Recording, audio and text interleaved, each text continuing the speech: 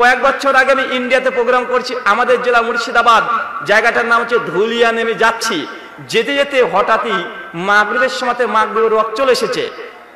আমি আমার ড্রাইভার সঙ্গে সঙ্গে গাড়ি থেকে নেমে একটা মসজিদে ঢুকে গেছি, নামাজ পড়ছি। ইমাম সাহেব সূরাতুল ফাতিহা শেষ করেছে, আর আমি আমার ড্রাইভার ভাই আছে দুজন শুধু এইভাবে বলছি আমিন। খুব জোরে বলিনি, একটু মোটামুটি বলেছে। নামাজ কোন রকম শেষ, চট করে মুয়াজ্জিন সাহেব দাঁড়িয়ে গেছে, কে জোরে আমিন বলেছেন, কে বলেছেন, চিৎকার মারছে। আমি তখন বলছি কি ব্যাপার, খসে গেল কেন এত? একটু ওরা বলছে কে জোরে আমিন বলেছেন। আমি তখন বলছি হুজুর আমি বলেছি, কি সমস্যা? উনি তখন বলছে জোরে আমিন বললেন কেন? আচ্ছা আমরা তো জোরে আমিন বলি। উনি তখন আপনি জোরে আমিন বলবেন না। আমি তখন বলছি না আমরা জোরে আমিন বলি। বলছে এটা হানাফি মসজিদ, এবং জোরে আমিন চলবে না। আমি তখন বলছি যে বেটা এইভাবে কথা বলে কেন? আমি তখন বলছি যে আসলে হুজুর আমি তো এখানকার স্থায়ী কোনো মুসল্লি নয়, আমি তো মুসাফির, গাড়ি পড়ে গেছে, ওয়াক্ত চলে এসেছে, এই জন্য আপনার এখানে নামাজটা পড়ে নিয়েছি। উনি বলছে তুই যেই হও না কেন এটা হানাফি মসজিদ, জোরে আমিন চলবে না তো চলবে না। আমি তখন বলছি যে বেটা এত লাফালাফি করছে, একে একটু অ্যান্টিভেনাম টিট ফর ট্যাট দেওয়া উচিত। আমি সঙ্গে সঙ্গে বললাম যে আচ্ছা হুজুর বুঝলাম এটা হানাফি মসজিদ, জোরে আমিন চলবে না, তো জোরে আমিন যদি নাই চলে তো আপনি আমাকে ডাকলেন কেন? উনি তো বলেন তোমাকে কখন ডেকেছি? আচ্ছা কে আজান দিয়েছে? আমি দিয়েছি। আচ্ছা আপনি তো আজানে বললেন হাইয়া আলাস সালাহ, নামাজের জন্য এসো, তাই তো আমি এসেছি। আপনি তো আমাকে ডাকলেন, আপনি বলেননি হানাফিরা এসো বলেছেন, বুঝলেন? আপনি উল্টা পাল্টা বলছেন। আমি তখন বললাম যে আপনি যদি আজানের শব্দ পরিবর্তন করে দেন হাইয়া আলাস সালাত জায়গাতে শুধু হানাফিরা এসো, তাহলে ভাই আমি হানাফি নামে যাব না। যতদিন হাইয়া আলাস সালাহ বলবেন যে নামাজের জন্য এসো, ততদিন কানে যদি চলে আসে অবশ্যই আপনার মসজিদে আসবো। উনি তখন বলছেন তুমি খুব উল্টা পাল্টা বলছো। আচ্ছা ঠিক আছে হুজুর, প্রোগ্রাম আছে, চলে গেলাম। মানে আমরা যে আসলে বাঙালি, আমরা মূলত আরবি ভাষাতে কি বলে এগুলো আমরা বুঝি না। তার জন্য সালাতের মধ্যে সালাত পড়ছি আল্লাহু আকবার, 3 সেকেন্ড 4 সেকেন্ড 5 সেকেন্ড 10 সেকেন্ড নামাজ পড়ছেন, 10 সেকেন্ডের পরে আর নামাজে নেই, চলে গেছেন ব্যবসা করতে। আসে না নাই কথা বলেন? যে শিক্ষক সে টিচার এখন মাস্টারি করছে, যে যুবক আছে সে নিজের পড়াশোনা নিয়ে ব্যস্ত, আরেকজন যুবক আছে ও ভাবছে গার্লফ্রেন্ডে কি মেসেজ করবো। আছে না নাই? মানে 10 সেকেন্ড খুব বেশি নামাজ পড়ি, বাকি নিজের জীবন নিয়ে ব্যস্ত হয়ে যায়, কি যায় না কথা বলেন? মানে নামাজ এমনই একটি জিনিস হয়ে গেছে, পৃথিবীর যত চিন্তা নামাজের সঙ্গে সব মাথায় চলে এসেছে। এখন আরামসে চিন্তা করছেন হুজুরে কিরাত পড়েই চলে যায়। আছে না নাই? আছে। কারণ একটাই যে আপনার হুজুর পবিত্র কোরআনে কি পাঠ করছে এটা আপনিও বুঝেন না, আপনি কোনো বোঝার চেষ্টাও করেননি। মনে রাখবেন সূরা গাশিয়া আয়াত নাম্বার 1, 2, 3 আল্লাহ বলছেন যে এক শ্রেণীর ইবাদত গুজার বান্দা আছে যারা ইবাদত করে করে তাদেরকে জাহান্নামে নিক্ষেপ করা হবে। তার মানে প্রথম এতটুকু বুঝে নেন, সমস্ত ইবাদত মানুষকে জান্নাত নিয়ে যায় না। ইবাদত করলেই আল্লাহ ইবাদত কবুল করেন না। অজস্র কারণ আছে কোন ইবাদত করলে জান্নাত যাবেন আর কোন ইবাদত করলে জাহান্নামে যাবেন, ভাই জানার দরকার আছে না নাই? অবশ্যই জানার দরকার আছে। মনে রাখবেন ইবাদত কবুলের 6টা শর্ত আছে। কয়টা? ইন টোটাল 6টা শর্ত আছে। 6টা আছে অন্তর, যেটা দেখতে পাবেন না, আর 6টা আছে সরি 3টে আছে অন্তরের যেটা দেখা যায় না, আর 3টে আছে বাইরের যেটা বাহ্যিক দিক থেকে দেখতে পাবেন। প্রথম একজন মানুষের ইবাদত কবুলের জন্য প্রথম শর্ত হচ্ছে এটা। সহিহ বুখারী 450 নম্বর হাদিস, নবী বলছেন কোন ব্যক্তি যদি এই দুনিয়াতে একটা মসজিদ নির্মাণ করে দেয় তার ফজিলত কি? কথা বলেন। বাইতুল ফিল জান্নাহ, তার জন্য আল্লাহ জান্নাতে একটা ঘর নির্মাণ করবে। হাদিস জানি না, যে ব্যক্তি দুনিয়াতে একটা আল্লাহর জন্য ঘর নির্মাণ করবে, আল্লাহ সে বান্দার জন্য জান্নাতে একটা ঘর নির্মাণ করবে। এটা হচ্ছে ফজিলত। প্রশ্ন আপনার কাছে, একজন হিন্দু দাদা একটা নয় 10টা মসজিদ নির্মাণ করে দিল, আল্লাহ জান্নাতে থেকে ঘর দেবে? কেন দেবে না? মুশরিক হিন্দু। আল্লাহ নবী যে বললেন যে ব্যক্তি আল্লাহর জন্য দুনিয়াতে একটা মসজিদ নির্মাণ করবে, আল্লাহ তাকে জান্নাতে ঘর দেবে, তার জন্য একটা ঘরকে নির্মাণ করা হবে। কেউ যদি গোটা মসজিদ না, মসজিদের কিছু অংশ গেথে তুলেছে, শুধুমাত্র জমি দিয়েছে, ওই ব্যক্তিকে আল্লাহ সুবহানাহু ওয়া তাআলা জান্নাতে ঘর দেবে কি দেবে না? দেবে। কিন্তু একজন হিন্দু দাদা, একজন খ্রিস্টান, একজন ইহুদি, একটা নয় 1 কোটি যে গোটা বিশ্ব জগতে মসজিদ নির্মাণ করে দেয়, আল্লাহ জান্নাতে থেকে ঘর দেবে? ঘর তো দূরের কথা, ঘরে বারান্দা দেবে, আরে পায়খানা ঘরও দেবে না। যদিও জান্নাতে পায়খানা ঘরের দরকার নেই। দরকার আছে? দরকার নেই, তারপর দেবে না। আপনাদের কাছে প্রশ্ন, একজন হিন্দু দাদা খ্রিস্টান দাদার ইবাদত আল্লাহ কবুল করছেন না, প্রতিদান দিচ্ছেন না, মুসলিমদের ইবাদত আল্লাহ কবুল করছে, প্রতিদান দিচ্ছে, মাঝখানে যে একটা পর্দা, একটা প্রাচীর কবুল না হওয়া, এর মূল কারণ কি? কথা বলেন। শিরক। আর বলেন ঈমান। আর বলেন কালেমা। মাশাআল্লাহ হচ্ছে। আবার বলেন। আর কেউ কিছু বলবেন? সালাত। মাশাআল্লাহ। আর হালাল রুজি। দেখেন আলহামদুলিল্লাহ, শ্রোতারা জানে কম বেশি। ভাই সবাই যারা উত্তর দিয়েছেন সবার উত্তরই সঠিক। তবে 1 নাম্বার 5-এ চলে গেছে, 5টা 1-এ চলে এসেছে। একজন অমুসলিম নন মুসলিমের ইবাদত কবুল না হওয়ার মূল কারণ হচ্ছে ঈমান। কি বললাম? ঈমান। ঈমান কে? আপনারা পাড়ার ঈমান মোল্লা ও অনেক মানুষের নাম আছে না ঈমান। ঈমান কি ভাই? ঈমান কি? ঈমান মানে কি? বিশ্বাস। কাকে বিশ্বাস করা? আল্লাহ সুবহানাহু ওয়া তাআলাকে। আল্লাহকে বিশ্বাস করলে আল্লাহ ইবাদত কবুল করবেন? কথা বলেন। ফেঁসে যাচ্ছেন নাকি যে হুজুর এত প্রশ্ন করে কেন? আল্লাহকে কোনো ব্যক্তি যদি বিশ্বাস করে, আল্লাহকে তার ইবাদত কবুল করবেন? আল্লাহকে বিশ্বাস করলে আল্লাহ ইবাদত কবুল করেন না। সূরা যুখরুফ 43 আয়াত 9 এবং 87 আল্লাহ সুবহানাহু ওয়া তাআলা আমাদের নবীকে লক্ষ্য করে বলছে, ওই যে কাফের মুশরিক যারা আছে মদিনার আর মক্কার, তাদেরকে যদি বলো আকাশ থেকে কে বৃষ্টি ধারা বর্ষণ করে, তারাও এক বাক্যে বলে নিশ্চয় আল্লাহ। মানে আবু জাহেল, আবু লাহাব আল্লাহকে বিশ্বাস করতো কি করতো না? তারাও আল্লাহকে বিশ্বাস করত। এই জন্য তো আবু জাহেল কাবা শরীফকে চেপে ধরে আল্লাহকে বলেছে, আল্লাহ এই কাবার রব মুহাম্মদ যদি সত্য করে প্রতিষ্ঠিত হয়, এই ঘর মুহাম্মদকে দিয়ে দাও, আর আমি যদি সত্য করে প্রতিষ্ঠিত হয়, এর দায়িত্ব আমাকে দাও। মানে আবু জাহেল ভাই সে আল্লাহকে বিশ্বাস করতে কি করতো না? মানে আল্লাহকে বিশ্বাস করলেই যে আল্লাহ ইবাদত কবুল করে এর কোনো নিশ্চয়তা নেই। হিন্দু দাদারা আল্লাহকে বিশ্বাস করে, খ্রিস্টানরা আল্লাহকে বিশ্বাস করে, শুধুমাত্র নামের পরিবর্তন ঘটেছে। আমরা আরবি ভাষাতে বলি আল্লাহ, আর খ্রিস্টানরা কি বলে? গড অথবা ইহোবা, এলোহিম, জেহোবা, এইসব নামে তার ডেকে থাকে। হিন্দুরা বলে ভগবান, ঈশ্বর, পরমাত্মা, এগুলো বলে সংস্কৃত ভাষাতে। মানে শুধু ভাষার পরিবর্তন। কি বললাম? ভাষার পরিবর্তন। আমরা বলছি আল্লাহ, ইহুদি তারা বলছে এলোহিম, এহোবা, আর হিন্দুরা বলছে সংস্কৃত ভাষাতে তার যে ভগবান, ঈশ্বর, পরমেশ্বর, তাই বলছে। মানে শুধু ভাষার পরিবর্তন। আল্লাহকে সবাই বিশ্বাস করে, শুধু নাস্তিকরা করে না। কারা? কথা বলেন। স্রষ্টাতে সবাই বিশ্বাস করে, নাস্তিকরা বিশ্বাস করে না। তার মানে এটুক আবার বুঝে নেন, আল্লাহকে বিশ্বাস করলে আল্লাহ ইবাদত কবুল করবে এর কোনো নিশ্চয়তা নেই। বরং আল্লাহ প্রসঙ্গে বিশুদ্ধ আকীদা থাকতে হবে। কি বললাম? আল্লাহ প্রসঙ্গে বিশুদ্ধ আকীদা থাকতে হবে। একজন খ্রিস্টানের ইবাদত কেন কবুল হবে না? তার মূল কারণ এটা, আল্লাহকে বিশ্বাস করে না, এটা কারণ নয়। বরং আল্লাহ সুবহানাহু ওয়া তাআলার শানে তারা অনেক নোংরামি করেছে। কেমন? যেমন তারা মনে করে নবী ঈসা আলাইহিস সালাম, জিসাস ক্রাইস্ট, তিনি হচ্ছেন ইবনুল্লাহ, তিনি হচ্ছেন আল্লাহর সন্তান। বলে নাউযুবিল্লাহ মিন যালিক। তারা মনে করে তিনি সন অফ গড, ঈশ্বরের পুত্র। ভাই আল্লাহ কখনো সন্তান জন্ম দিতে পারে? কথা বলেন। আল্লাহ যদি সন্তান জন্ম দিতে না পারে তো 25 ডিসেম্বর সামনে আসবে। আপনারা অনেক মানুষ আছেন কেক কিনে কিনে আপনারা খান। কেন খান আপনি জানেন? কারণ খ্রিস্টানরা মনে করে এই 25শে ডিসেম্বর আল্লাহ সুবহানাহু ওয়া তাআলা বাচ্চা প্রসব করেছেন, সন্তান জন্ম দিয়েছেন, যার নাম ঈসা। এই জন্য তারা বড়দিন পালন করে। আর আপনি সেই দিনে কেক খান, বা এই কেক খাওয়া কি হালাল? কথা বলেন যে না। আপনি যদি কেক খান এই দিনটাকে স্মরণ করে, তাহলে তাদের যে আকীদা বিশ্বাসের সঙ্গে সমর্থন করলেন কি করলেন না? করলেন। শেখ সালেহ আল উসাইমিন এই যে বলছে, বড়দিনকে কেন্দ্র করে যদি বাজারে যেসব কেক আসে, একটাও কেক খাওয়া যাবে না। এই কেক খাওয়া সুস্পষ্ট। আল্লাহ মর অবস্থায় কবরে ছিল, 3য় দিন পর আবার সে জিন্দা হয়ে কিছুদিন এই পরিবেশে থাকার পরে আবার আসমানে উঠে গেছে। বা চিন্তা করছেন খ্রিস্টানরা তারা নাকি ঈশ্বরকে মেরে ফেলেছে। বা আল্লাহর শানে যদি কি এমন কথা বলে, তার ইবাদত আল্লাহ কবুল করবে? কখনো নয়। আমি খ্রিস্টান সে পাদ্রীকে প্রশ্ন করেছিলাম, ভাইজান আপনাদের ঈশ্বর যদি 3 দিন কবরে যদি মৃত অবস্থায় থাকে, এই 3 দিন তাহলে গোটা বিশ্ব জগৎকে কে চালিয়েছিল? আপনার বাবা?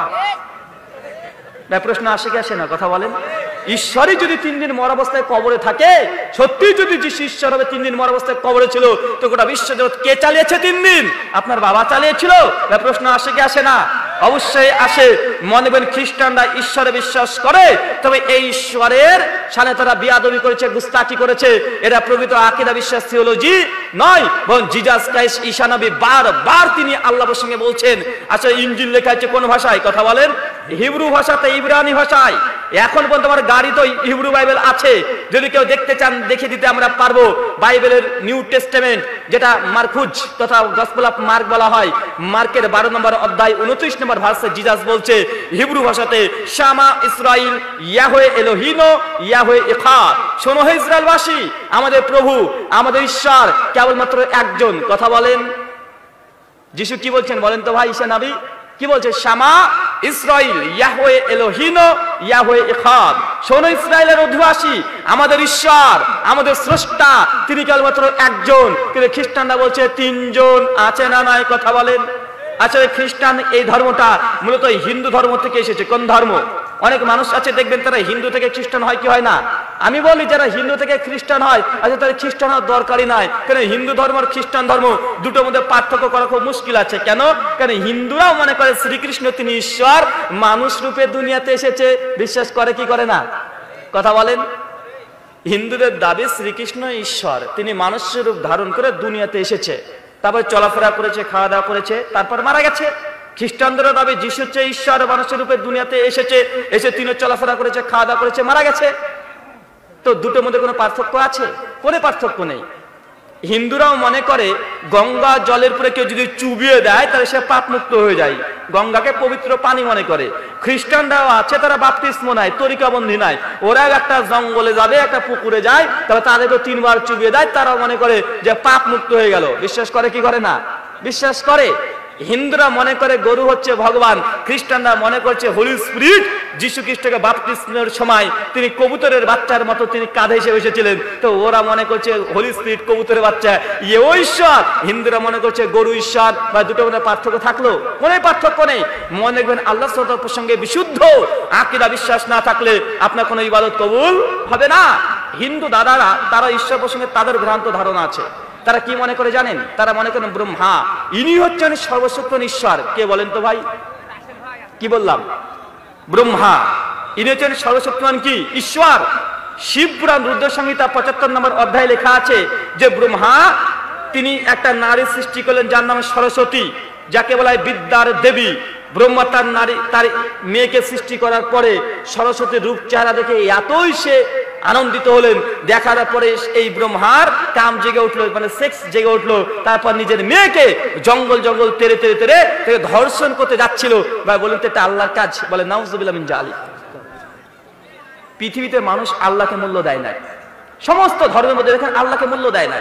খ্রিস্টানরা বলছে আল্লাহ মারা গেছে, তারা বলছে আল্লাহ সন্তান জন্ম দিয়েছে। এইদিকে হিন্দুরা বলছে ব্রহ্মা ঈশ্বর নিজের সৃষ্টি সরস্বতীকে ঈশ্বর নাকি ধর্ষণ করে। বলে নাউজুবিল্লাহ মিন জালিক।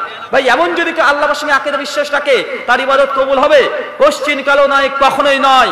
আমরা মুসলিমদেরকে মনে রাখতে হবে ইবাদত কবুলের মূল শর্ত শুধু আল্লাহকে বিশ্বাস নয়, আল্লাহ প্রসঙ্গে বিশুদ্ধ আকীদা থাকতে হবে। বিশুদ্ধ আকীদা যদি না থাকে আপনার কোনো ইবাদত আল্লাহ সুবহানাহু ওয়া তাআলা কবুল করবেন না। ভাই বলতে আমরা মুসলিমরা আল্লাহ প্রসঙ্গে বিশুদ্ধ আকীদা আছে? কথা বলেন। আমাদের বিশুদ্ধ আকীদা নেই। একটা বই আছে গুনিয়াতে তলেবিন, মিনা বুখারী থেকে ছাপা, বাংলাদেশের 9 এবং 11 নম্বর পৃষ্ঠায় একটা ঘটনা লেখা আছে। বলছে বড় পীর আব্দুল কাদের জিলানী, নাম শুনেন নাই? বড় পীর আব্দুল কাদের জিলানী এর জীবনীতে লিখে রেখেছে প্রথম মুকদ্দমাতে যে আব্দুল কাদের জিলানী স্বয়ং আল্লাহর সঙ্গে দেখা করতে গেছেন, মানে মেরাজে গেছেন। নাউজুবিল্লাহ। তারপর আল্লাহ সুবহানাহু ওয়া তাআলা যখন আব্দুল কাদের জিলানীকে দেখেছেন, আল্লাহ নিজ আরশ ছেড়ে দিয়ে নামতে গিয়েছেন আর কুরসিতে পা বেঁধে গেছে। আল্লাহ পড়ে যাচ্ছিলেন আর আব্দুল কাদের জিলানী সে আল্লাহর হাত থেকে ধরে ফেলেছে। বলে নাউজুবিল্লাহ মিন জালিক। ভাই এই ওয়াজ সমাজে আছে না নাই? কথা বলেন। মানে মুসলিমদের আল্লাহ সুবহানাহু ওয়া তাআলা তার প্রসঙ্গ মুসলিমদের নোংরা নোংরা আকীদা আছে না নাই? আছে। মনে মুসলিমরা আল্লাহকে আমরা যথেষ্ট সম্মান অনেকেই করি না। আল্লাহ সম্পর্কে এমন এমন নোংরা কথা বলি যেগুলো কোরআন সুন্নাহর বিরুদ্ধে আছে না নাই? একটা বই আছে নাম ফাজাইলে আমল, নাম শুনেন নাই?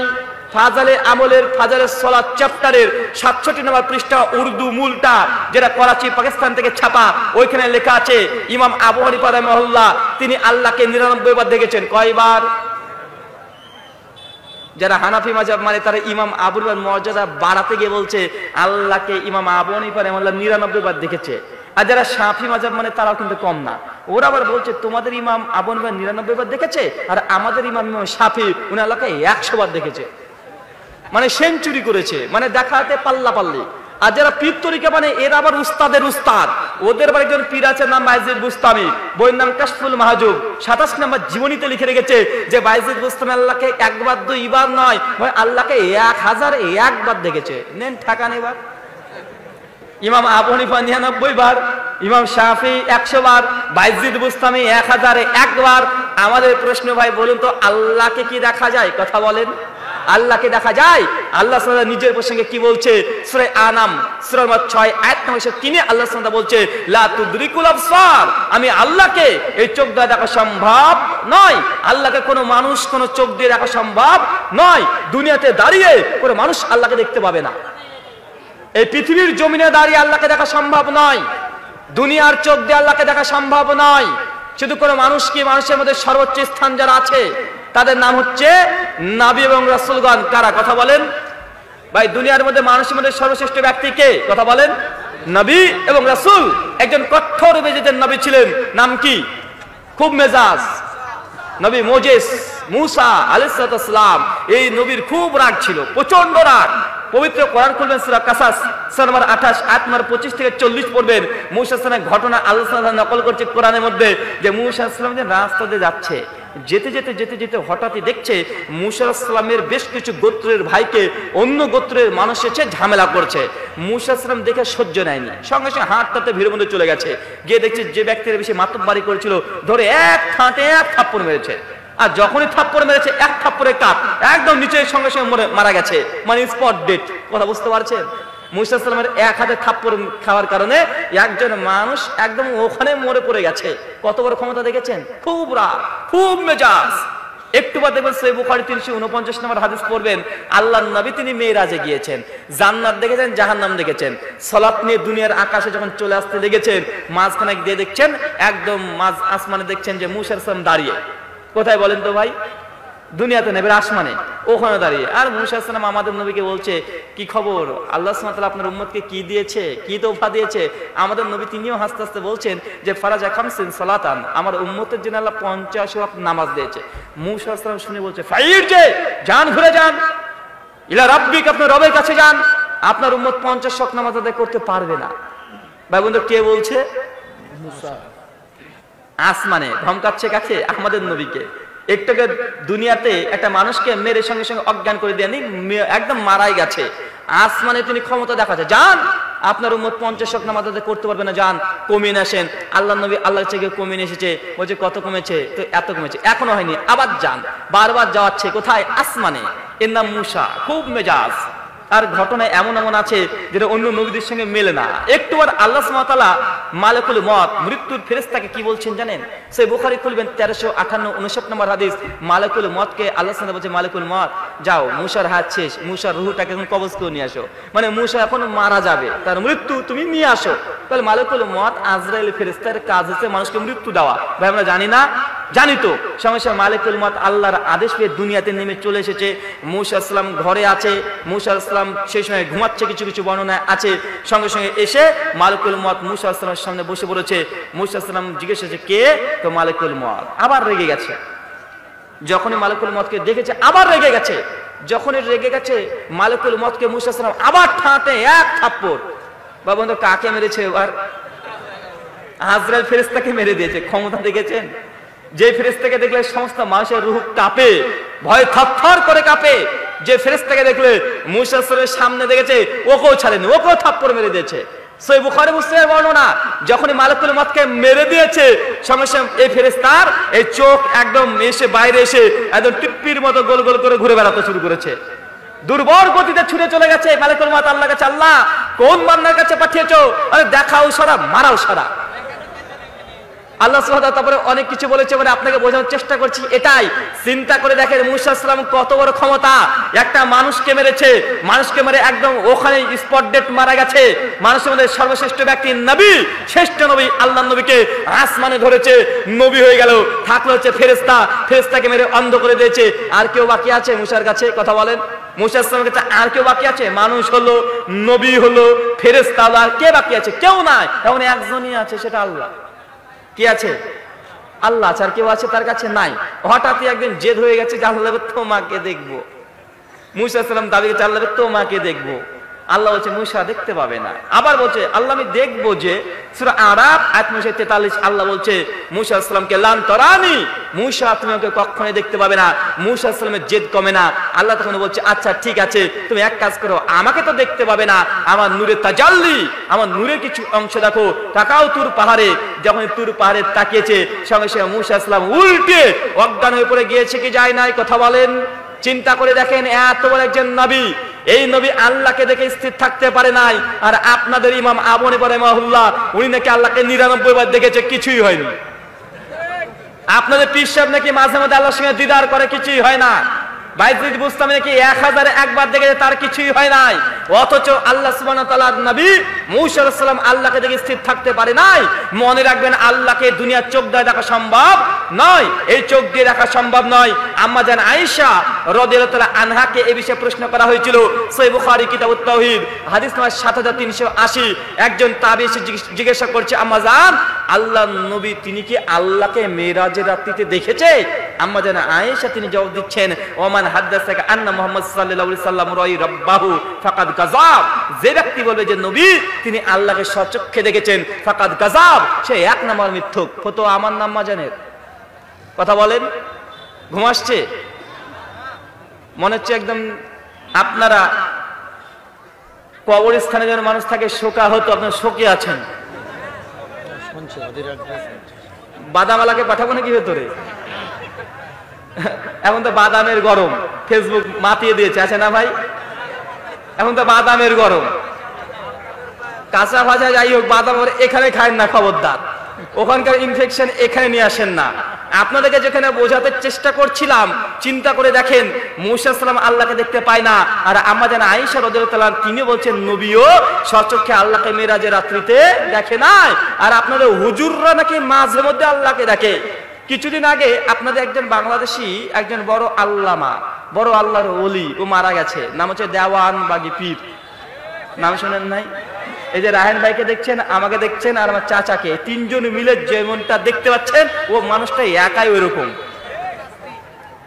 দেওয়ানবাগী পীরকে তার মুরিদরা জিজ্ঞাসা করছে, পীর সাহেব রোহিঙ্গা মুসলিমদের উপরে এখন তো নির্যাতন হচ্ছে, এখন আমরা মুসলিমরা কি করব?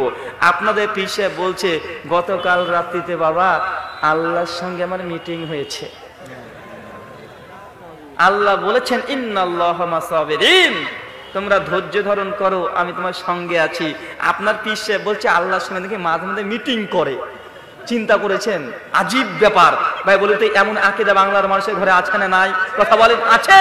আল্লাহ সুবহানাহু ওয়া তাআলাকে বিশ্বাস করাই ইবাদত কবুলের মৌলিক শর্ত নয়, এবং আল্লাহ সুবহানাহু ওয়া তাআলার শান, আল্লাহ সুবহানাহু ওয়া তাআলার তাওহীদ, এর মধ্যে একটু বিন্দু পরিমাণে যদি কোনো আপনি গুস্তাকি করেন, আপনার কোনো ইবাদত কবুল হবে? কথা বলেন না। তাহলে পৃথিবীতে যত মানুষ বিভ্রান্ত হয়েছে, আল্লাহকে নিয়েই বিভ্রান্ত হয়েছে। কে বলছে আল্লাহ তিনজন, কে বলছে আল্লাহ 33 কোটি, আছে না নাই? কথা বলেন। আর আমরা মুসলিমরা আল্লাহকে এক স্বীকার করি, কিন্তু আল্লাহ সাথে সে অংশীদার স্থাপন করি কি করি না? আমরা স্থাপন করে দিই। আলোচনার সামনে আরো আসছে, তখন বুঝতে পারবেন আল্লাহকে বিশ্বাস করা ইবাদত কবুলের মৌলিক শর্ত নয়। আল্লাহর সঙ্গে বিশুদ্ধ আকীদা বিশ্বাস থাকতে হবে, নচেত কোনো ইবাদত আল্লাহ সুবহানাহু ওয়া তাআলা কবুল করবেন না। ভাই বলুন তো আল্লাহ কোথায় আছেন? কিন্তু আপনার হুজুর বলে আপনার অন্তরে আছে। কে বলছে আল্লাহ সব জায়গাতে আছে? আছে না নাই? বলে কি বলে না? এই আল্লাহ সর্বত্র বিরাজমান, এটা কোন মুসলমানের আকীদা নয়। এই আকীদা হচ্ছে হিন্দুদের। কাদের বললাম? এরা হিন্দুরা মনে করে তাদের ধর্মগ্রন্থ ভাগবত গীতা অধ্যায় নাম্বার 15 শ্লোক নাম্বার 15 লেখা আছে, বাসুদেব সর্বে ভাবো ভাবা, যিনি বাসুদেব ঈশ্বর তিনি সর্বত্র তিনি বিরাজমান। তিনি আকাশেও আছেন, জমিনেও আছেন, গরুর মধ্যেও আছেন, গাছেও আছেন। তার যে তারা গাছকে ঈশ্বর মনে করে, গরুকে ঈশ্বর মনে করে। আছে না নাই? কথা বলেন। আমাদের ইন্ডিয়াতে বিশেষ করে সাউথ ইন্ডিয়ার দিকে বিশেষ করে হিন্দু দাদার একটা কথা বলে, হিন্দি উর্দু ভাষা মিশ্রিত, তারা বলে ইধার দেখো উদার দেখো, এই শাক মত করো যাহা কাহাবি দেখোগি ওয়া পার খোদাকে পাওগি। মানে ঈশ্বর এখানে আছে ওখানে আছে, খোঁজার দরকার নেই। যেখানে ঈশ্বরকে দেখতে চাইবে ভালোভাবে গভীর হয়ে তাকাও, ওর মধ্যে ঈশ্বর আছে। মানে গাছকে যদি ভালোভাবে দেখো গাছের মধ্যে ঈশ্বর আছে, তার জন্য তারা গাছের কাছেও বিভিন্ন রকমের মানত মানে কি মানে না, কথা বলেন মানে, তার মানে বুঝতে হবে আল্লাহ সুবহানাহু ওয়া তাআলা আর রহমান আলাল আরশে ইস্তাওয়া। আল্লাহ কোথায় আছে? আল্লাহ তার আরশের উপরে আছে। সূরা তাহা ৮ নম্বর ৫। তাই আকীদাকে আগে বিশুদ্ধ করেন। হিন্দু দাদা, আমি একদিন গিয়েছিলাম আমাদের ইন্ডিয়াতে, আমি যে জেলাতে বাস করি নাম মুর্শিদাবাদ, পাশের জেলার নাম নদিয়া, আমার বাড়ি থেকে মাত্র ১৭ কিলোমিটার। একটা জায়গার নাম হুগল বাড়িয়া, ওখানে একজন হিন্দু পণ্ডিত আছে, উনার দাবি যে ওখানে দুটো পুজো আছে, একটা কালী পূজা আর একটা দুর্গা পূজা। আর যে কালীটা আছে এটা হচ্ছে শ্মশান কালী। কি কালী? শ্মশান কালী। কালীর ৮টা রূপ হয়, যেমন শ্যামা কালী, শ্মশান কালী। শ্যামা কালী চিনবেন কিভাবে? যে কালীটা নীল বর্ণের, নীল কালার। আর শ্মশান কালী কোনটা? যেটা কালো কুচকুচে, একটু ছোট হয়, দেখবেন বিভিন্ন মন্দিরে থাকে। তো ওখানে একটা কালী পুজো হয়, সেটা হচ্ছে শ্মশান কালী। ওই পণ্ডিত তিনি দাবি করেন যে এই কালীটা জাগ্রত দেবী, মানে মাঝে মধ্যে তাজা হয়ে যায়, হেঁটে বেড়ায়। ওকে যদি সন্দেশ দেয় সন্দেশ খাই, কলা দিলে কলাও খাই, যা দেয় তা খাই। আর ওই পণ্ডিতজির দাবি, ঠাকুরজির দাবি যে এই কালী এসে জাগ্রত দেবী, তাকে তার সঙ্গে সে কথাও বলে মাঝে মধ্যে। তা আমি এক পর্যায়ে বলছিলাম যে ভাই, আপনি বলছেন যে জাগ্রত দেবী কালী আর তাকে আপনি দেখেছেন, তো আসলে কালী যদি ঈশ্বর হতেন তাকে কি দেখা যেত? কথা বলেন, কালী যদি ঈশ্বর হবে তাকে দেখা যাবে না? কারণ তাদেরই ধর্মগ্রন্থ কেন উপনিষদ অধ্যায় নম্বর ১ শ্লোক নম্বর ৫ আর ৬ দুটো মন্ত্র আছে। মন্ত্র পাঠ করব। মন্ত্র বলছে কি দেখেন, মন্ত্র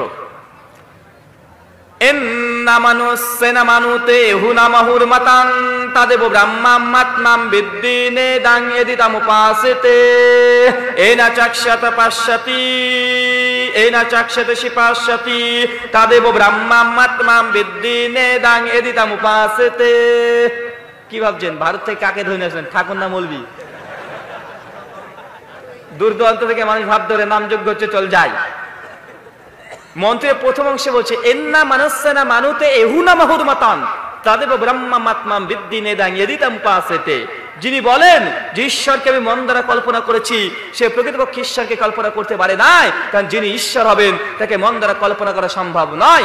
বন্ধু, এই মন্ত্রের সামনে একমত কি একমত নয়? কথা বলেন, অবশ্যই একমত। সূরা সূরা ৮ নম্বর ১১ আল্লাহ বলছেন লাইসা কামিসলিহি শাইউন ওয়া হুয়া সামিউল বাসীর। আল্লাহ সাদৃশ্য সমকক্ষ কোনো কিছু নেই। আল্লাহ সমস্ত কিছু দেখেন, সমস্ত কিছু শোনেন। সূরা আল ইখলাস সূরা নম্বর ১১২ ৮ নম্বর ৪ ওয়া লাম ইয়াকুল্লাহু কুফুয়ান আহাদ। আল্লাহ সাদৃশ্য সমকক্ষ কোনো কিছুই নেই। হিন্দুদের শ্লোকে একই কথা বলছে, তার মানে বুঝতে হবে আল্লাহকে স্বচক্ষে দেখা যায় না। মন্ত্র নম্বর ৬ বলছে এনা চাক্ষাতা পাশ্চাতি এনা চাক্ষাতা শিপাশ্চাতি তাদেব ব্রহ্মামাত্মাম বিদ্যিনেদাং এদিতাম উপাসেতে। যে ব্যক্তি বলে ঈশ্বরকে আমি চোখ দ্বারা দেখেছি, সে মূলত ঈশ্বরকে দেখে নাই, কারণ যিনি ঈশ্বর হবেন তাকে চোখ দ্বারা দেখা সম্ভব নয়।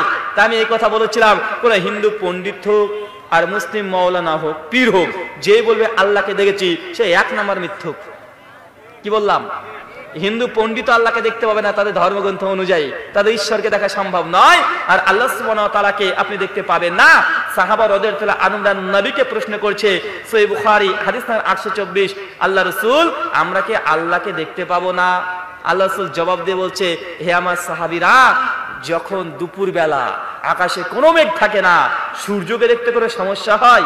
সাহাবীরা বলছে লা ইয়া রাসূলুল্লাহ, আল্লাহ রাসূল কোনো সমস্যা হয় না। ওই যে পূর্ণিমার রাত আকাশে কোনো মেঘ নেই, সেই সময় চাঁদকে দেখতে কোনো সমস্যা হয়? বলছে না, কোনো সমস্যা হয় না। আল্লাহ বলছে তদ্রূপ একই ভাবে তোমরাও আল্লাহকে দেখতে পাবে, তবে দুনিয়াতে না। কোথায়? আখিরাতে। একজন বান্দাকে আল্লাহ সুবহানাহু ওয়া তাআলা জান্নাতে যখন প্রবেশ করাবেন, সবচেয়ে বড় নিয়ামত, সবচেয়ে বড় গিফট, উপহার, আল্লাহকে যাকে না দেখে দুনিয়াতে বিশ্বাস করেছেন, জান্নাতে প্রবেশ করে আল্লাহকে জান্নাতি চোখ দিয়ে ইনশাআল্লাহ আমরা দেখতে পাবো। জান্নাতে দেখা যাবে আল্লাহকে, দুনিয়ার চোখে দেখা সম্ভব নয়। সূরা কিয়ামত 23 নম্বর আয়াতে তাফসীর ইবনে কাসির থেকে ডিটেইলস পড়ে নেবেন। তার মানে আপনি এতটুকু প্রথম অংশটা বুঝেন, আল্লাহকে বিশ্বাস করাটাই ইবাদত কবুলের শর্ত নয়। মানে আল্লাহকে বিশুদ্ধ আকীদা বিশ্বাস যদি না থাকে, আপনি যত কোটি টাকা দান করেন না কেন, আল্লাহ আপনার ইবাদত কবুল করবেন না। ইবাদত কবুলের 2 নম্বর শর্ত, নিয়াত খাস আল্লাহর জন্য হতে হবে। কি বললাম? নিয়াত কার জন্য করবেন? পীর সাহেবের জন্য মাজারে যাবেন না। আল্লাহ সুবহানাহু ওয়া তাআলা বলেন পবিত্র কোরআন সূরা আনাম 6 আয়াত নম্বর 62, আল্লাহ বলেন ইন্না সালাতি, নিশ্চয়ই আমার সালাত, ওয়া নুসুকি, আমার কুরবানি, ওয়া মাহিয়া, আমার জীবন, ওয়া মামাতি, আমার মরণ, কার জন্য? কথা বলেন। লিল্লাহি রাব্বিল আলামিন, সেই মহান সত্তা আল্লাহ সুবহানাহু ওয়া তাআলার জন্য। আমাদের এক রাকাত যদি নামাজ পড়ি কার জন্য? কথা বলেন। আল্লাহকে খুশি করার জন্য হবে। আমাদের জীবন মরণ কার জন্য? আল্লাহর জন্য। ইখলাস, নিয়াত খাস আল্লাহর জন্য করতে হবে।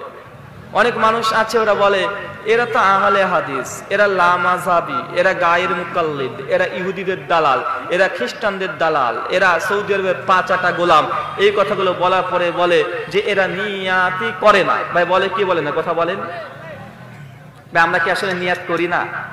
এটা আমাদের প্রতি মিথ্যা অভিযোগ। আরে আমরা বলি ভাই নিয়াত করা ফরজ, নিয়াত করা ফরজ ওয়াজিব। নিয়াত না করলে আপনার কোনো ইবাদতই কবুল হবে না। সহিহ বুখারী 1 নম্বর হাদিস, ইন্নামাল আমালু বিন্নিয়াত, প্রত্যেকটা কর্ম নির্ভর করছে নিয়াতের উপরে। নিয়াত করা ফরজ। আমরা বলি নিয়াত করা ফরজ, নিয়াত পড়া বিদআত। কি বললাম? নিয়াত করা ফরজ, নিয়াত পড়া, আমরা পড়াটাকে বলি বিদআত। পড়া মানে কোনটা? যেটা আপনি নামাজের সময় পড়ছেন, জোহরের জন্য এক নিয়াত, আসরের জন্য আরেক নিয়াত, বিতরের জন্য আরেক নিয়াত, ঈদের জন্য আরেক নিয়াত। আর আপনাদের এলাকায় অনেক এলাকায় হুজুররা আছে, দেখবেন জানাজাতে গিয়েছে, গিয়ে বলছে আপনারা জানাজার নিয়াত করুন। হুজুর প্রথমে আরবিতে বলছে, বলার পরে বলছে যারা আরবি জানেন না তারা বাংলাতে বলুন। বাংলাতে যারা জানেন না, কিছুই জানেন না, তারা আপনারা বলবেন ইমামে জানিয়াত আমারও তাই নিয়াত, আল্লাহু আকবার। বা আছে না নাই? কথা বলেন। বলতে প্রথমে আরবিতে বলেন, আরবি না পারলে বাংলা বলেন, বাংলা না পারলে কি বলবে? ইমামে জানিয়াত আমারও তাই নিয়াত, আল্লাহু আকবার। আর ইমাম যদি কোনো খারাপ মন্তব্য থাকে, তা খারাপ নিয়াত থাকে, মানে আপনি তার সঙ্গে শরীক হবেন। মনে রাখবেন নিয়াত করা এটা ফরজ, নিয়াত পড়া বিদআত। ওই যে জোহরের জন্য এক নিয়াত, মাগরিবের জন্য আরেক নিয়াত, এই যে মুখ দিয়ে পড়ছেন, এটাকে আমরা বলি বিদআত। কেন? এটা নবী করে নাই, সাহাবীরা করে নাই, তাবেঈনরা করে নাই, 4 ইমাম করে নাই, এই জন্যই বিদআত। তবে নিয়ত পড়াটা বিদআত বলছি, পড়া নয়। অনেকে এখানে গুলিয়ে ফেলতে পারেন, হুজুর বুঝলাম না নিয়ত পড়া আর পড়া কোনটা।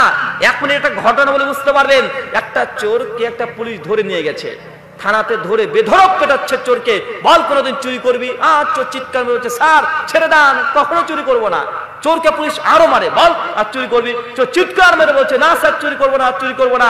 আর মনে মনে চোর বলছে বেটা তুই এত মারলি, ছেড়ে দেখ তোর বাড়িতে আগে করবো। ভাই বলেন তো চোরের নিয়ত কোনটা? যেটা মুখ দিয়ে বলছে এটা না, যেটা অন্তর দিয়ে বলছে এটা। সে মারের ভয়ে বলছে স্যার চুরি করবো না, ছেড়ে দেন, স্যার চুরি করবো না, ছেড়ে দেন। আর মনে মনে বলছে বেটা তুই এত মারলি, ছাড়, তোর বাড়িতে আগে চান্স নেব। চোরের নিয়ত হচ্ছে যেটা অন্তরে বলছে, আর মুখ দিয়ে যেটা বলছে ধোঁকা। মানে মুখ দিয়ে নিয়াতের কাজ নয়। নিয়াত এসেছে আরবি শব্দ নাওয়া থেকে। নাওয়া মানে বিচি। কি বললাম? বিচি।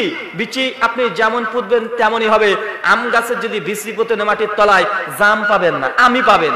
যদি কলার যদি অন্য কোনো বীজ যদি পোতেন, যে বীজ পুঁতবেন তারই ফল পাবেন। নিয়াত এটা হবে অন্তর দ্বারাই, কারণ বিচিটাকে মাটির তলায় পুঁততে হয়, উপরে নয়। কথা বুঝতে পারছেন? বিচি কোথায় থাকে? মাটির বুকের মধ্যে থাকে। তো নিয়াত হবে অন্তর দ্বারা, মুখ দ্বারা নয়। এই জন্য আমাদেরকে অনেকে বলে যে এরা নিয়াত করে না। ভাই আমরা নিয়াত করি। বলবেন ভাই নিয়াত করি, নিয়াত কি করি না? কথা বলেন। নিয়াত করি না। যে নিয়াত করার পর না বোঝে বেধড়ক পেটাবেন। যে বলবেন এখন মনে মনে কি ভাবছিস? বল, ভাবছিস যে যদি পাই সুযোগ তোকে দেবো, এটা তো নিয়াত। মুখে যেটা বলছি এটা নিয়াত নয়। যে কোনো ইবাদত করার পূর্বে নিয়াত খাস আল্লাহর জন্য করতে হবে। 1 টাকা দান করলে কার খুশির জন্য? কথা বলেন। আল্লাহর খুশি করার জন্য। অনেক যুবক আছে, নতুন বিয়ে হয়েছে, শ্বশুর বাড়িতে চলে গেছে, দিয়ে ভাবছে যে জুমা তো পড়ে গেছে, এখন যে নামাজ না পড়ে শাশুড়ি কি বলবে, এই জন্য মসজিদে গিয়ে নামাজ পড়ছে। আছে না নাই? কথা বলেন। এই যে নামাজ পড়ছে জুমাটা, এটা কাকে খুশি করার জন্য? আল্লাহকে না শাশুড়িকে? শাশুড়িকে খুশি করার জন্য নামাজ পড়ছে। এই নামাজ আল্লাহ কবুল করবে? কথা বলেন। এই নামাজ আল্লাহ কবুল করবে না। আপনাদের এলাকাতে দেখবেন কুরবানি ঈদ আসলে সোশ্যাল মিডিয়া ভাইরাল, কি গরুর নাম বস, গরুর নাম টাইগার, আছে না নাই কথা বলেন? আরো কত কি নাম, গরু গাবতলি হাটে মানুষ ক্যামেরা নিয়ে ঘুরে বেড়াচ্ছে, এই এমন সিনেমার নায়িকা এত বড় একটা গরু কিনেছে, সবচেয়ে বড় গরু কিনেছে, 5 বছর ধরে এই গরু মানুষ করছে, বা আছে না নাই কথা বলেন?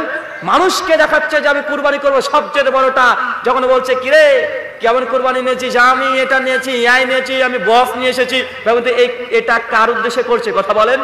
এই যে ইবাদত করছে, এই ইবাদতের মধ্যে একটু যদি নিয়াতের নরবর হয়ে যায়, ইখলাসের যদি ত্রুটি ঢুকে যায়, তো তার গরু তাকে জাহান্নামে নিয়ে যাবে কি যাবে না কথা বলেন? আপনাকে প্রথমে বলেছি একজন ব্যক্তি দান করে জাহান্নামে যাবে, আল্লাহ বলেছে আমিনাতুন নাসিবা, ইবাদত করে ক্লান্ত হয়ে যাবে, তাসলা নারুন হামিয়া, আল্লাহ হচ্ছে ওকে ধরে আমি জাহান্নামে নিক্ষেপ করব। আপনি গরু নিয়ে এত বড়াই করছেন, কুরবানি নিয়ে এত বড়াই করছেন যে আমি কুরবানি দিয়েছি নাম কামাচ্ছেন। আপনি জেনে রাখেন এই কুরবানির যদি ত্রুটি ঢুকে যায় নিয়াতের মধ্যে, যে মানুষ দেখবে, মানুষকে দেখানোর জন্য এই গরু আপনাকে জাহান্নামে নিয়ে যাবে কি যাবে না কথা বলেন? অবশ্যই জাহান্নামে নিয়ে যাবে। তার যে কোনো ইবাদত করার জন্য নিয়াত খাস আল্লাহর জন্য হতে হবে। ইবাদত কবুলের তৃতীয় শর্ত, গুরুত্বপূর্ণ ভাইটাল শর্ত, যে কোনো ইবাদত করার পূর্বে হালাল রুজি, কি বললাম? রিজিকটা একদম হালাল হতে হবে। এর মধ্যে যদি 19-20 হয়ে যায়, আপনার যাই থাক না কেন ইবাদত বাতিল হয়ে যাবে। আর এ বিষয়ে হানাফি, শাফি, মালিকি, হাম্বলি, দেওবন্দি, বেরেলভি, আহলে হাদিস, চরমনাই, ইনাদপুরি, জৌনপুরি, রাজারবাগী, মাঝভান্ডারি, ফুলতলি, আটরিশি যা আছে সবাই একমত। এই মাসালে ইজমা আছে, ইবাদত কবুলের পূর্ব শর্ত হালাল রুজি। যদিও আপনাদের পীর সাহেব জর্দে পান খায়, তো ফতোয়া ঠিক দেয়, আছে না নাই কথা বলেন? হালাল রুজি ইনকাম করতে হবে হালাল, খেতে হবে হালাল। আমরা হালাল রুজি, হালাল উপার্জন করাতে গুরুত্ব দিই, কিন্তু হালাল খেতে হবে এটাতে গুরুত্ব দিই না। ভাই দিই, অনেক মানুষ এসে দেখবেন ব্যাংকে চাকরি করে না, কেন? এটা হারাম। অনেক মানুষ এসে দেখবেন সুদ খায় না, ও জানে সুদ খাওয়া হারাম। অনেক মানুষ প্রতারণা করে না, ও জানে প্রতারণা করা হারাম। সে হালাল ইনকাম করছে, কিন্তু হালাল ইনকাম করে দেখবেন জর্দা দিয়ে পান খাচ্ছে, আছে না নাই? হালাল ইনকাম করছে ঠিক, আবার সিগারেট টানছে, বিড়ি টানছে, আছে না নাই? আছে। তার মানে আপনাকে বুঝতে হবে ইনকাম যদিও হালাল করছে, কিন্তু খাচ্ছে কি? হালাল টাকা দিয়ে হারাম খাচ্ছে। এর ইবাদত কবুল হবে কথা বলেন? এর ইবাদত আল্লাহ তাআলা কবুল করবেন না। সুনান ইবনে মাজাহ হাদিস নাম্বার 3387 এবং 88, আল্লাহর নবী তিনি বলছেন কুল্লু মুশকির খামরুন, কুল্লু খামরুন হারামুন, যেই সব জিনিসের নেশা হয় তার সবগুলোই হারাম। কিন্তু হুজুর যে জর্দা দিয়ে পান খায়, বা আছে না নাই কথা বলেন? আর হুজুরকে যদি বলে হুজুর আপনি যে জর্দা দিয়ে পান খাচ্ছেন, হুজুর তখন আমতামতা কণ্ঠে এদিক ওদিক তাকে বলবে আরে জর্দা শুনে হারাম না বাবা, তো জর্দা কি? ওই তোমার জর্দা মুকরু, ও মাকরু বলে না, মুকরু।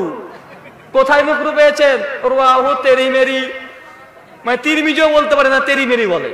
এমন হুজুর নাই ভাই কথা বলেন? ও তিরমিজি নামটা বাপ যেন শুনে নাই, কোন জায়গাতে হয়তো শুনেছে তিরমিজি, আর ও শুনেছে তেরি মেরি, তো তেরি মেরি নামেই চালাই। আর মাকরুকে মুকরু, ভাই মাকরু মানে কি জানেন? মাকরু মানে খারাপ। কি বললাম?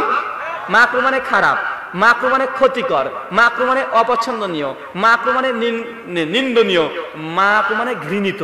এই যে 5টা অনুবাদ যে কোনো ডিকশনারি খুলেন মাকরুর অনুবাদ পেয়ে যাবেন। এখন হুজুর জর্দা দিয়ে পান খাচ্ছে, জর্দা যদি মাকরু হয়, হুজুর কি খাচ্ছে বাংলা করেন তো? হুজুর এখন খারাপ খাচ্ছে। কি খাচ্ছে হুজুর? হুজুর যদি খারাপ খায় তো হুজুর, এই হুজুর ভালো কথা বলেন? হুজুর খারাপ খাচ্ছে। যে হুজুর জর্দা দিয়ে পান খায়, সে হুজুর কখনো তার মুসল্লি যদি বিড়ি টানে, গাঁজা খায়, ওকে বলতে পারবে বিড়ি খাওয়া হারাম? বলতে পারবে না। কেন বলেন তো? যদি বলে তো হুজুরে কলার ধরবে, তুই জর্দা চাবে চাবে খাস, আমি তো ফু দিয়ে উড়িয়ে দিই, কারটা বেশি হারাম? বিড়ি খোর ওরই ভালো, কারণ ও তো টান দিয়ে উড়িয়ে দেয়, ও তো চিবিয়ে রস খায় না রে বাবা। কিন্তু